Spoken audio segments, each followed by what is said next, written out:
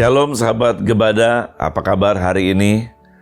Senang sekali dapat bertemu dengan saudara-saudari semua dalam gerakan baca dengar Alkitab atau Gebada. Saya Pendeta Tony Mulia dari Sinode Gereja Kristen Bersinar. Bacaan hari ini berasal dari kitab Hakim-Hakim, khususnya pasal 16 sampai 17. Yang membawa kita ke dalam perjalanan spiritual yang menarik melalui kisah Simson dan Mika. Di dalam pasal 16, kita melihat bahwa Simson, meskipun diberkati dengan kekuatan fisik yang luar biasa dari Tuhan untuk melawan musuh-musuhnya Israel, ia mengalami keruntuhan karena ketidaktaatannya.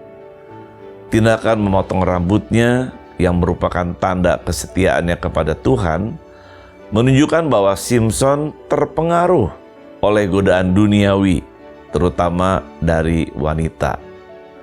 Kekuatan Simson bukanlah berasal dari dirinya sendiri, tetapi dari Tuhan. Ketika Simson melanggar perjanjian kesetiaannya kepada Tuhan, Roh Tuhan meninggalkannya. Dan Simson menjadi rentan terhadap penangkapan dan penghinaan oleh musuh-musuhnya. Namun, di tengah kelemahan dan kegagalannya, Simson menunjukkan tanda-tanda tobat dan kesetiaan kepada Tuhan. Meskipun telah menjauh dari jalan Tuhan, Simson memohon kepadanya untuk memberinya kekuatan sekali lagi. Dan Tuhan, dengan belas kasihannya yang besar, mengabulkan permohonan Simson. Dengan kekuatan yang diberikan kembali oleh Tuhan, Simson mampu meraih kemenangan terakhirnya dan menunjukkan bahwa ketika seorang bertobat dan kembali kepada Tuhan, ada harapan untuk pemulihan dan keselamatan.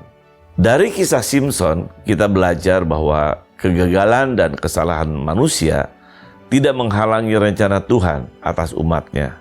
Bahkan, Tuhan dapat mengubah kegagalan menjadi kemenangan. Di pasal 17, kita melihat cerita tentang Mika yang menggambarkan kekacauan moral dan rohani di Israel pada waktu itu. Mika dengan keserakahan dan ketidaktaatannya mencuri uang ibunya dan menggunakannya untuk membuat berhala. Tindakan Mika mencerminkan kelemahan iman dan pengabdian kepada Tuhan di tengah-tengah bangsa Israel, di mana setiap orang melakukan apa yang benar menurut pandangannya sendiri. Kisah Simson dan Mika mengingatkan kita akan pentingnya kesetiaan kepada Tuhan dalam hidup kita. Kekuatan dan keselamatan sejati datang dari hubungan yang benar dengan Tuhan, bukan dari kekuatan manusia atau kekayaan duniawi. Keduanya juga menyoroti perlunya kepemimpinan rohani yang kuat dan pengajaran yang jelas dari firman Tuhan di tengah-tengah masyarakat yang tergelincir ke dalam dosa dan kebingungan. Dengan merenungkan kisah Simson dan Mika, kita dipanggil untuk memperkuat hubungan kita dengan Tuhan, tetap setia kepadanya dalam segala hal, dan mencari pemimpin spiritual yang dapat membimbing kita sesuai dengan rencananya. Mari kita bersama-sama merenungkan kisah Simson dan Mika dalam Hakim-Hakim pasal 16 dan 17, sambil menarik pelajaran yang berharga bagi hidup kita saat ini.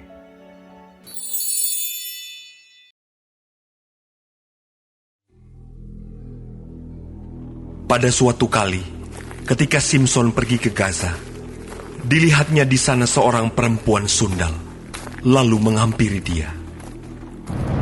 Ketika diberitahukan kepada orang-orang Gaza, Simson telah datang ke sini, maka mereka mengepung tempat itu dan siap menghadang dia semalam-malaman itu di pintu gerbang kota. Tetapi semalam-malaman itu mereka tidak berbuat apa-apa, karena pikirnya, nanti pada waktu fajar kita akan membunuh dia. tetapi Simson tidur di situ sampai tengah malam. Pada waktu tengah malam, bangunlah ia. Dipegangnya kedua daun pintu gerbang kota itu dan kedua tiang pintu. Dicabutnyalah semuanya beserta palangnya. Diletakkannya di atas kedua bahunya. Lalu semuanya itu diangkatnya ke puncak gunung yang berhadapan dengan Hebron. Sesudah itu Simson jatuh cinta kepada seorang perempuan dari lembah Sorek yang namanya Delilah.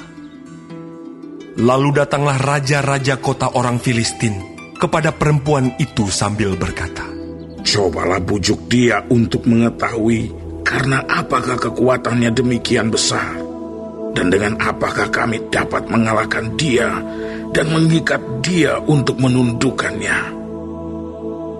Maka kami masing-masing akan memberikan 1.100 uang perak kepadamu.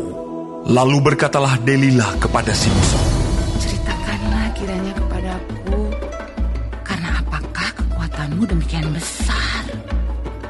Dan dengan apakah engkau harus diikat untuk ditundukkan? Jawab Simson kepadanya, Jika aku diikat dengan 7 tali busur yang baru, yang belum kering, maka aku akan menjadi lemah dan menjadi seperti orang lain manapun juga. Lalu raja-raja kota orang Filistin membawa 7 tali busur yang baru yang belum kering kepada perempuan itu. Dan ia mengikat Simson dengan tali-tali itu. Sedang di kamarnya ada orang bersiap-siap. Kemudian berserulah perempuan itu kepadanya, Orang-orang Filistin menyergap engkau, Simson! tetapi ia memutuskan tali-tali busur itu, seperti tali ram yang terbakar putus apabila kena api. Dan tidaklah ketahuan di mana duduk kekuatannya itu. Kemudian berkatalah Delilah kepada Simson, Sesungguhnya engkau telah mempermain-mainkan dan membohongi aku. Sekarang ceritakanlah kiranya kepadaku, dengan apa engkau dapat diikat? Jawabnya kepadanya, Jika aku diikat erat-erat dengan tali baru yang belum terpakai untuk pekerjaan apapun, maka aku akan menjadi lemah dan menjadi seperti orang lain manapun juga. Kemudian Delilah mengambil tali baru. Diikatnyalah dia dengan tali-tali itu dan berseru kepadanya, Orang-orang Filistin menyergap engkau, Simson! Di kamar ada orang bersiap-siap, tetapi tali-tali itu diputuskannya tanggal dari tangannya, seperti benang saja. Berkatalah Delilah kepada Simson, Sampai sekarang, engkau telah mempermain-mainkan dan membohongi aku.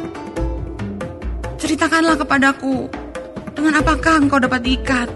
Jawabnya kepadanya, Kalau engkau menenun ketujuh rambut jalinku bersama-sama dengan lungsin, lalu mengokohkannya dengan patok, maka aku akan menjadi lemah dan menjadi seperti orang lain manapun juga. Kemudian perempuan itu mengokohkan lagi tenunan itu dengan patok. Lalu berserulah ia kepadanya. Orang-orang Filistin menyergap engkau, Simson!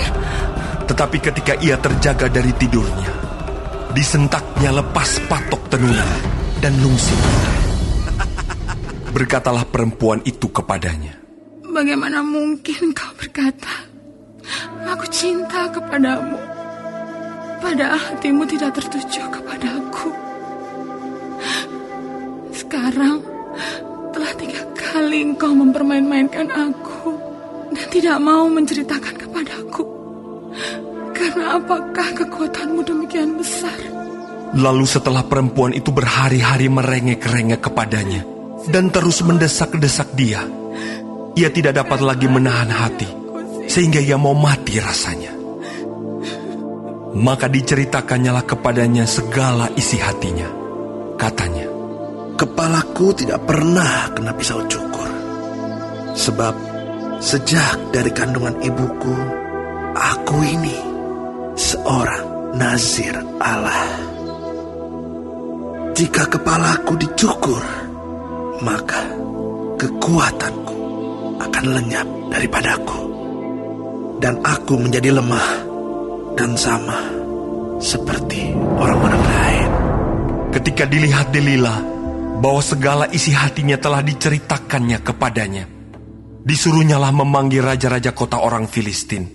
Katanya, Sekali ini lagi, datanglah kemari, sebab ia telah menceritakan segala isi hatinya kepadaku. lalu datanglah raja-raja kota orang Filistin itu kepadanya sambil membawa uang itu. Sesudah itu dibujuknya Simson tidur di pangkuannya.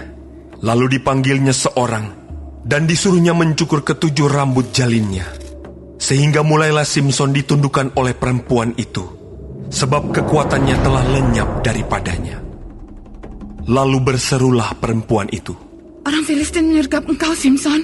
maka terjagalah ia dari tidurnya serta katanya, Seperti yang sudah-sudah, aku akan bebas dan akan meronta lepas. tetapi tidaklah diketahuinya bahwa Tuhan telah meninggalkan dia. Orang Filistin itu menangkap dia, mencungkil kedua matanya dan membawanya ke Gaza. Di situ ia dibelenggu dengan 2 rantai tembaga, dan pekerjaannya di penjara ialah menggiling. Tetapi rambutnya mulai tumbuh pula sesudah dicukur. Sesudah itu, berkumpullah raja-raja kota orang Filistin untuk mengadakan perayaan korban sembelihan yang besar kepada Dagon, Allah mereka, dan untuk bersukaria. Kata mereka, Telah diserahkan oleh Allah kita ke dalam tangan kita. Simson, musuh kita. dan ketika orang banyak melihat Simson, mereka memuji Allah mereka sambil berseru, Telah diserahkan oleh Allah kita ke dalam tangan kita. Musuh kita rusak tanah kita, dan yang membunuh banyak teman kita. ketika hati mereka riang gembira, berkatalah mereka, Panggillah Simson untuk melawak bagi kita. Simson dipanggil dari penjara. Lalu ia melawak di depan mereka. Kemudian mereka menyuruh dia berdiri di antara tiang-tiang. Berkatalah Simson kepada anak yang menuntun dia, Lepaskan aku, dan biarkanlah aku meraba-raba tiang-tiang penyangga rumah ini, supaya aku dapat bersandar padanya. adapun gedung itu penuh dengan laki-laki dan perempuan. Segala raja kota orang Filistin ada di sana. Dan di atas sotoh ada kira-kira 3.000 orang laki-laki dan perempuan yang menonton lawak Simson itu. Berserulah Simson kepada Tuhan, katanya, Ya Tuhan Allah, ingatlah kiranya kepadaku, dan buatlah aku kuat. Sekali ini saja ya Allah, supaya dengan satu pembalasan juga kubalaskan kedua mataku itu kepada orang Filistin. Kemudian Simson merangkul kedua tiang yang paling tengah, penyangga rumah itu. Lalu bertopang kepada tiang yang satu dengan tangan kanannya, dan kepada tiang yang lain dengan tangan kirinya.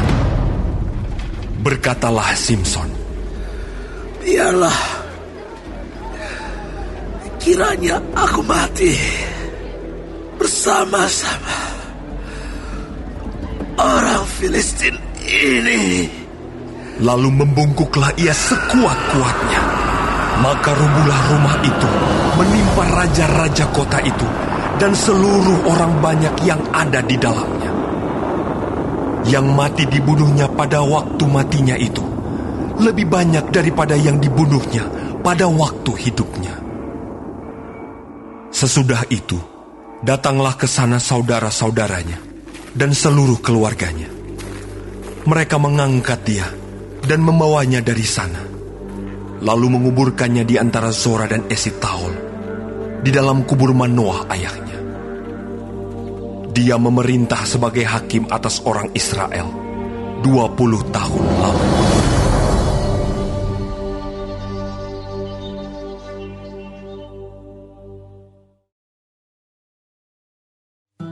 Ada seorang dari pegunungan Efraim, Mika namanya. Berkatalah ia kepada ibunya, uang perak yang 1.100 itu yang diambil orang daripadamu, dan yang karena itu kau ucapkan kutuk. Aku sendiri mendengar ucapanmu itu. Memang uang itu ada padaku. Akulah yang mengambilnya. Lalu kata ibunya, diberkatilah kiranya anakku oleh Tuhan. sesudah itu dikembalikannya uang perak yang 1.100 itu kepada ibunya. Tetapi ibunya berkata, aku mau menguduskan uang itu bagi Tuhan. Aku menyerahkannya untuk anakku, supaya dibuat patung pahatan dan patung tuangan daripada uang itu. Maka sekarang uang itu kukembalikan kepadamu. Tetapi orang itu mengembalikan uang itu kepada ibunya. Lalu perempuan itu mengambil 200 uang perak dan memberikannya kepada tukang perak yang membuat patung pahatan dan patung tuangan daripada uang itu. Lalu patung itu ditaruh di rumah Mika. Mika ini mempunyai kuil. Dibuatnyalah efod dan terafim. Ditahbiskannya salah seorang anaknya laki-laki yang menjadi imamnya. Pada zaman itu, tidak ada raja di antara orang Israel. Setiap orang berbuat apa yang benar menurut pandangannya sendiri. Maka ada seorang muda dari Betlehem Yehuda, dari kaum Yehuda. Ia seorang Lewi dan tinggal di sana sebagai pendatang. Lalu orang itu keluar dari kota Betlehem Yehuda untuk menetap sebagai pendatang di mana saja ia mendapat tempat. Dan dalam perjalanannya itu, sampailah ia ke pegunungan Efraim di rumah Mika. Bertanyalah Mika kepadanya, engkau dari mana? Jawabnya kepadanya, aku orang Lewi dari Betlehem Yehuda, dan aku pergi untuk menetap sebagai pendatang di mana saja aku mendapat tempat. Lalu kata Mika kepadanya, tinggallah padaku dan jadilah bapak dan imam bagiku. Maka setiap tahun aku akan memberikan kepadamu 10 uang perak, sepasang pakaian, serta makananmu. Orang Lewi itu setuju untuk tinggal padanya. Maka orang muda itu menjadi seperti salah seorang anaknya sendiri. Mika mentahbiskan orang Lewi itu. Orang muda itu menjadi imamnya dan diam di rumah Mika. Lalu kata Mika, sekarang tahulah aku bahwa Tuhan akan berbuat baik kepadaku, karena ada seorang Lewi menjadi imamku.